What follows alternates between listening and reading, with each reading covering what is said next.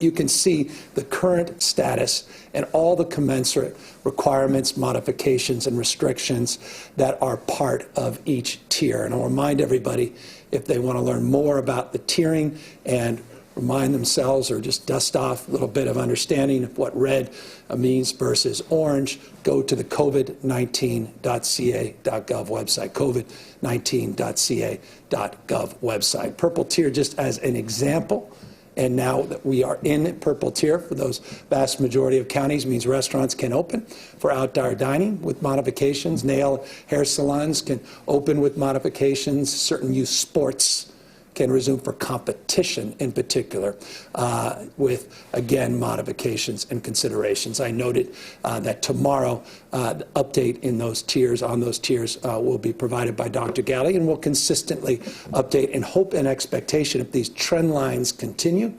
that we'll be moving, we hope, quickly through tiers, again, based upon our behavior, individually, collectively, based upon our success at continuing to mitigate the growth and spread of this virus.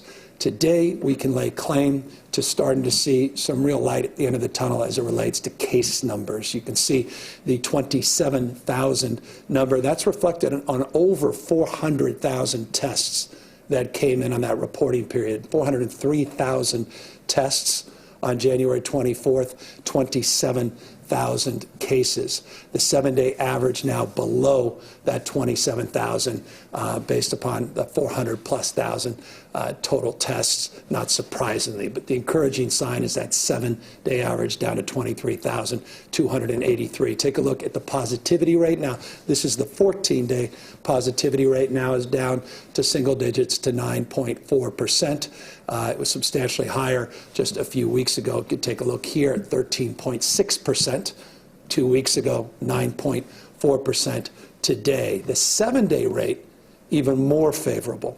Again, 14-day rate at 9.4%, but the 7-day positivity rate's down to 8% in the state. And I want to put this in perspective. People often ask or often overlook how we're doing vis-a-vis other states in this respect on positivity rates. We're faring better than more than half the states in the nation. Florida, and I compare some larger states here, Florida, Texas being notable large states, Pennsylvania from a population perspective, certainly, and Arizona just in terms of its regional proximity. And so you can see those positivity rates just as a proxy example of where we are, and this again data from Johns Hopkins based upon data was collected on the 25th. Hospitalizations are down just shy of 20% now in the state over a 2-week period, down, not a rate of increase declining as we've seen in the past. Now we're seeing a decrease, consistent decrease, all part of our projections, all part of our understanding in terms of the impact that positivity rates have on case rates, percentage of people that end up in the hospitals, and then a percentage still that end up in ICUs. And you see a 9.5%, close to 10% decrease over a 2-week period, 14-day period, in ICU admissions, again, statewide. I'll remind everybody, this is statewide data. Each region's a little bit different, but we are in a position projecting 4 weeks forward with a significant decline in the case rates, positivity rates. We are anticipating decline, still more decline in hospitalizations and more declines in ICUs, and that's why we're lifting that stay-at-home order effective immediately today. Here's a reminder of some of the things we've done and some new information. We have substantially increased the number of staff, federal and state staff, that we've deployed in the last few weeks.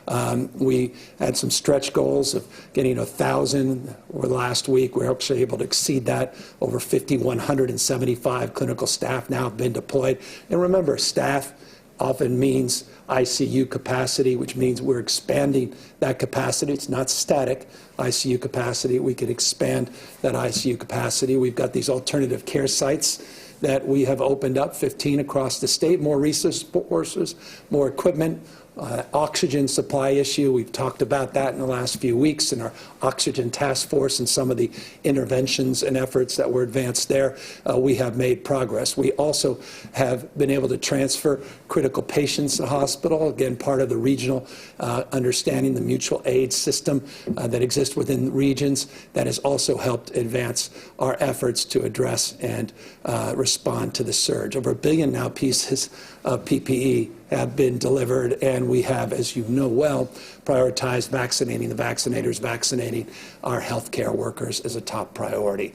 Deaths continue to be significant, and this is a sober reminder of how deadly this pandemic remains, more so now than ever, as we have battled our way through the most challenging surge and now are seeing truly light at the end of that surge, at the end of the proverbial tunnel. You could see here just the 7-day average of deaths, 504. It's just a reminder of how important it is until we get vaccinated, of maintaining our vigilance, avoiding mixing, and continuing to do what we must to protect ourselves and our loved ones, and more broadly, the community that we share. Here's good news as it relates to vaccines, which are the ultimate advancement to addressing substantively those mortality, morbidity rates, and more broadly, this pandemic. We have tripled our rate of administration of the vaccine, and I'll show you a chart that marks the period of time, and we're just getting going. I've made this point over and over and over again. It's a flywheel, not dissimilar to what happened in the beginning here in California with the testing, but you can see with over 400,000 tests just yesterday in California. By the way, over 40 million tests this state has conducted, close to 41 million total. It gives you a sense, California, size of 21 states in America combined. This is more like a large ship. It takes a little bit of time to shift course, but when it shifts course, it builds tremendous momentum. That's exactly what we have done, and you'll continue to hear more about as it relates to our vaccine administration in the state, tripling, and we are on a good pace. Here is an example. Just on the 4th, just a few weeks ago, we were doing daily vaccines of around 43,000. On the 15th, just as an example, just a 2-week period, you get a sense, or 10-day period, 131,000 vaccines. We want to see that substantially increase. We have some medium-term goals, long-term goals. We have some short-term goals. We'll be talking more about those, but certainly we want to see those numbers continue to increase significantly, and that will be a combination of many, many factors, a number of which we will discuss here in a moment. You may recall a few weeks back we talked about this 10-day challenge. The 10-day challenge was really an opportunity to set a goal that at the time didn't appear achievable, but in the process of pursuing it, we would develop a greater understanding of what the challenges were, what the issues were as it relates to accelerating that last mile, that last inch perhaps, but that last mile in particular as it relates to the administration of vaccines. Over the course of that period of time, we recognized the opportunity to simplify our eligibility framework. You've heard a little bit about that with the 65-plus cohort that we have advanced. We'll talk a little bit more about that in a second. We're also looking to standardize our information and data. Data has become a big issue.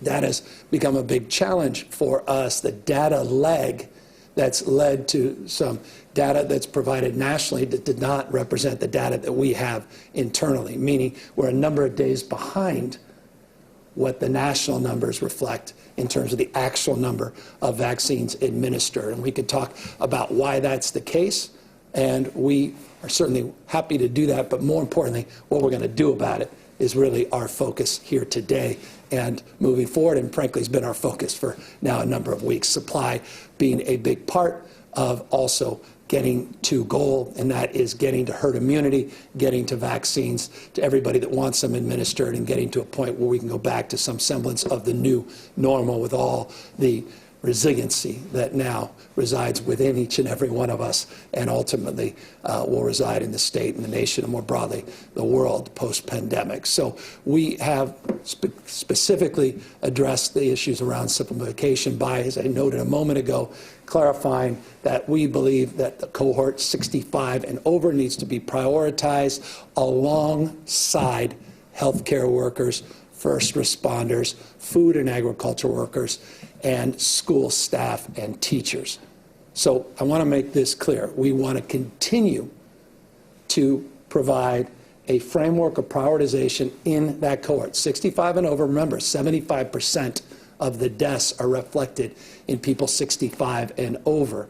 We want healthcare workers to continue, want to work through that cohort, our original tiered strategy consistent with the CDC, and continue to do what we can to vaccinate the vaccinators, our first responders, our farm workers, our critical workers on the front lines in our food delivery system, and our teachers in order to get our schools reopened, as well as our support staff that's so foundational and critical not to ever be forgotten as it relates to making schools work. This, by the way, is analogous. It's not more complicated than whenever you've been to an airport and you're about to board on an airline. They say, well, ladies and gentlemen, all first-class passengers. Well, they don't wait for every first-class passenger to be boarded before they announce all business-class passengers. Accordingly, they don't wait for all business-class passengers before they announce premium class and then ultimately the economy class. The point is to try to move folks to board as quickly as possible, but with prioritization. That's reflected here, 65 and over, and those cohorts that are represented. We want to, though, more importantly, as we work through this cohort, begin to transition. And you'll hear a lot more about this tomorrow in Dr. Galley's update. And so we'll happily take some questions today, but tomorrow you'll hear a lot more about the details of a strategy to transition, once we work through those cohorts represented here clearly, to an age-based eligibility, which will allow us to scale up much more quickly and get vaccines to impacted communities much more expeditiously. With the framework always on equity, we're not losing sight of any of those fundamentals, any of our values, but we realize we have got to increase throughput here. And while we are proud of the framework we put out, CDC put out, and others, we recognize it has advantages and it has disadvantages as it relates speed and efficiency. Look, I get this. This slide represents what you individually and what's represented, I assure you, in my inbox are most concerned about. When is it my turn? When is my number up?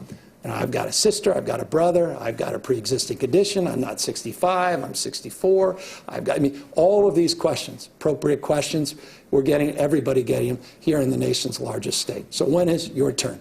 Where can I get vaccinated? When it is my turn.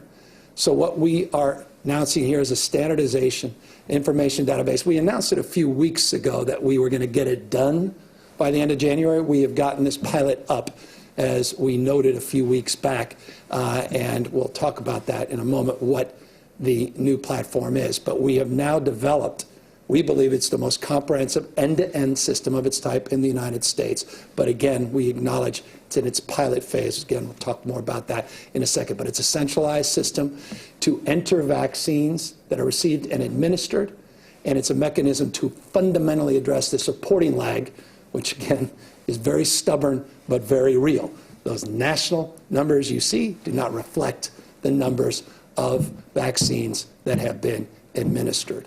That said, we have a solution to that, and that is leveraging the innovation, the technology, leveraging some of California's finest companies.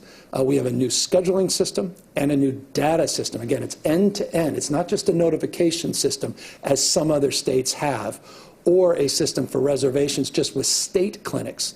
This is an end-to-end system across the spectrum, bottom-up, top-down, providers, whole spectrum of the delivery system, and a database that allows more immediate data to be transferred to the CDC, and that index that is so often referred to and reflected in our nightly news. That said, the idea is not very complicated. We want to provide you the opportunity to sign up on this app, the MyTurn platform. You sign up, you get notified via text or email when it's your turn. You could schedule an appointment when it's your turn. As I said, it provides for providers the ability to have all that data automatically shared, not only with the state, but ultimately allow us to quickly share that data with the federal government. So back end, front end. What you care about, When's my time? When do I get a schedule? When do I get a vaccine? When am I scheduled? And how close is it? And then, of course, for providers, all of that, well, difficulty with paperwork and the prompted questions and the old systems that many states, not just the state of California, is struggling with. We partnered with Salesforce. We partnered with Schedule, which is a great company, and Accenture. We've got a pilot up and running. We started this last week in LA and San Diego. They started allowing individuals 65 and over, again, with the prioritization of the cohorts we just mentioned a moment ago, to make appointments for those clinics that have signed up and come in to the pilot. And so the most important point I want to make about the MyTerm pilot, it's only as good as the clinics and provider network is good. It gets more robust as more people come online. And so in the pilot phase, we're moving judiciously, but we're moving relatively efficiently. But as more and more clinics sign up, more and more opportunities avail themselves, more and more capacity is made available, at least on this platform, versus other mechanisms and platforms in terms of finding out when it's your turn to get vaccinated and how and where you can get vaccinated. So we're aiming for a statewide launch. We picked LA, not a small county, and San Diego, two of the biggest. So we went big and bold on the pilot, but we want to bring it to the rest of the state, and we hope to do so in the next few weeks. We'll be talking more about that. We just want to make sure we get this up. As I said, it's the most robust end-to-end system of its type that any state's put up, so it's got a lot more components, and we just want to make sure that we don't run this thing into the ground and have a system that shuts down. And by the way, there's been some other states, not an indictment, quite the contrary. We all should be humbled by the magnitude of this moment. We saw it on appointment side. Everything is at scale now in terms of need. We've had other systems that have actually crashed within a few hours because so many people went on or overwhelmed. That's why we're limiting this, focusing it on this pilot in these two parts.